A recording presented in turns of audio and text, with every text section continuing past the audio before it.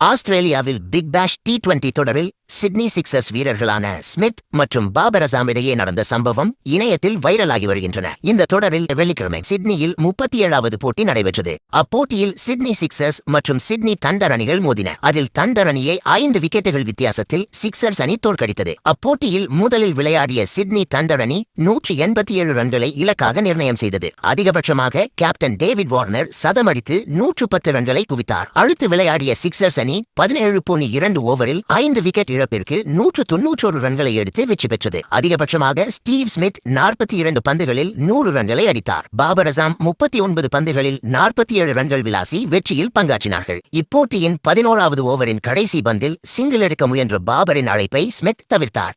இதனால் பாபர் சிறிது கடுப்பானார். ஆனால் அடுத்த ஓவரில் தொடர்ச்சியாக 4 சிக்சர்களை பறக்கவிட்டு ஸ்மித் 32 ரன்களை சேர்த்தார். பின்னர் 13வது ஓவரின் முதல் பந்திலேயே பாபர் போல்டானார். இதனால் வெளியேறும் போது பவுண்டரி லைனை தாக்கி தனது விரக்தியை பாபர் வெளிப்படுத்தினார். இது தற்போது பேசுபொருளாகியுள்ளது. போட்டி முடிந்த பிறகு சேனல் 7க்கு அளித்த பேட்டியில் ஸ்மித் தனது திட்டத்தை விவரித்தார். இதுகுறித்து அவர் பேசுகையில், அது ஒரு திட்டமிட்ட முடிவு. 10 ஓவர்கள் முடிந்த உடனேயே பவர் சர்ஜ், பீல்டிங் கட்டுப்பாடுகள் உள்ள 2 ஓவர்கள் எடுக்கச் சொல்லி பயிற்சியாளர்கள் கூறினர். ஆனால் நான் ஒரு ஓவர் பொறுத்திருக்க சொன்னேன். மைதானத்தின் ஒரு பக்கம் பவுண்டரி எல்லை மிகவும் சிறியதாக இருந்தது. அந்த பக்கம் சிக்ஸர் அடிப்பது எனக்கு எளிதாக இருக்கும் என்று நம்பினேன். அதனால்தான் 11வது ஓவரின் கடைசி பந்து பாபர் அசாம் அடித்தபோது நான் சிங்கிள் வேண்டாம் என்று தடுத்து ஸ்ட்ரைக்கை நானே வைத்துக் கொண்டேன். அந்த ஓவரில் எப்படியாவது 30 ரன்கள் அடிக்க வேண்டும் என்று நினைத்தேன். அதிர்ஷ்டவசமாக 32 ரன்கள் கிடைத்தது. அது நல்ல முடிவாக அமைந்தது என்று ஸ்மித் சிரித்துக் கொண்டே கூறினார். ஸ்மித் தனது திட்டத்தை வெற்றிகரமாக முடித்தாலும் பாபர் அசாம் அதில் மகிழ்ச்சியாக இல்லை என்பதையும் ஸ்மித் ஒப்புக்கொண்டார். நான் சிங்கிள் வேண்டாம் என்று சொன்னது